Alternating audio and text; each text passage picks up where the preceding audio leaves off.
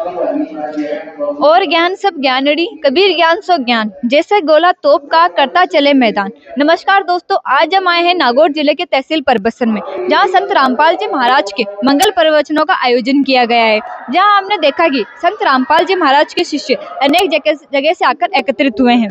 जैसा कि हम देख रहे हैं कि संत रामपाल जी महाराज के सत्संगों का आयोजन अनेक स्थानों पर होता जा रहा है, तो हम यहाँ के किसी स्थानीय श्रद्धालु से जानने का प्रयास करेंगे कि संत रामपाल जी महाराज का क्या उद्देश्य है और संत रामपाल जी महाराज के इन सत्संगों से समाज में क्या प्रभाव पड़ता है। आइए जानने का प्रयास करते हैं किसी स्थानीय श्रद्धालु से।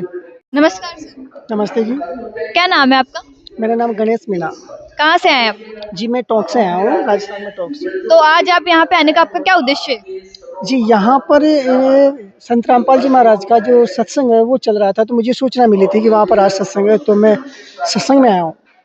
तो जैसा कि हम देख रहे हैं कि संत रामपाल जी महाराज के सत्संगों का आयोजन जगह जगह हो रहा है, तो इसके पीछे क्या उद्देश्य है और संत रामपाल जी महाराज के प्रवचनों से समाज में क्या प्रभाव पड़ सकता है? जहाँ तक मैंने संत रामपाल जी महाराज के जो उद्देश्य हैं वो पढ़े हैं, मैंने सुने भी हैं, इनका सत्संग भी देखा है। संत रामपाल जी महाराज का सीधा सा उद्देश्य ये है कि पूरे विश्व को एक स्वच्छ विश्व का निर्माण करना, जितने भी अपने ऑल वर्ल्ड में जो बुराइयां हैं उनको ख़त्म करके सत भक्ति दे करके एक शांति स्थापित करना। और उसके अंदर मेन चीज़, जैसे अपने आज हिंदुस्तान को देख लो, चाहे पूरे विश्व को देख लो, पूरे विश्व के अंदर जो नशा जो है वो 0 लेवल से लेकर के हाई लेवल तक बुरी तरह प्रभावित है।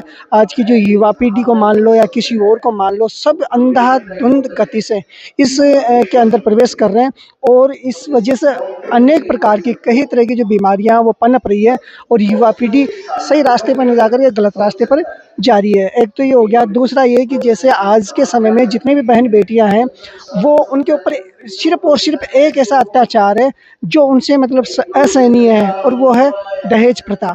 दहेज प्रथा की वजह से जितने भी माँ बाप अपने बहन बेटियों की शादी सही से नहीं कर पा रहे हैं, और भाई मान लो जैसे तैसे जोड़ जुगाड़ करके वो अगर वो शादी भी कर देते हैं तो उनको दहेज के अंदर प्रताड़ित किया जाता है, उनको मार दिया जाता है, उनको घर से निकाल दिया जाता है। तो संत रामपाल जी महाराज इस देश को, पूरे विश्व को दहेज मुक्त, स्वच्छ भारत, नशा मुक्त और सत भक्ति दे करके सत्य के मार्ग पर ले जाने के लिए प्रयासरत है, और ये बराबर इनका जो है उद्देश्य चल रहा है जी। तो जैसा कि हम देख रहे हैं कि विश्व में अनेक संत हैं, तो संत रामपाल जी महाराज और अनेक संतों में क्या अंतर है?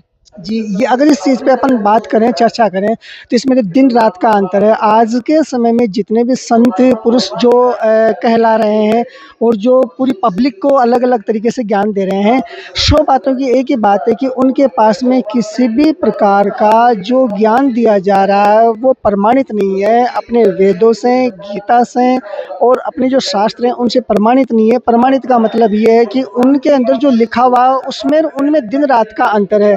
जो भी ज्ञान वो दे रहे हैं, जो भी भक्ति विधि वो बता रहे हैं, जो भी साधना वो बता रहे हैं, वो किसी भी प्रकार से हमारे समाज को मतलब सही रास्ते पे नहीं ला पा रही है, उल्टा उसके विपरीत गलती होता जा रहा है। और संत रामपाल जी महाराज अपने वेदों से, गीता से और सभी शास्त्रों से प्रमाणित ज्ञान दे रहे हैं, और उस ज्ञान के आधार से, उन मंत्रों के आधार से आज हमारा जो पूरा विश्व है वो स्वच्छ विश्व, स्वच्छ भारत और दहेज मुक्त, जितने भी प्रकार की हमारे समाज में बुराइयां हैं, जो युवा पीढ़ी गलत रास्ते पे जा रही है, वो एकदम क्लियर होकर के इस रास्ते पर चलने के लिए तैयार हो रही है।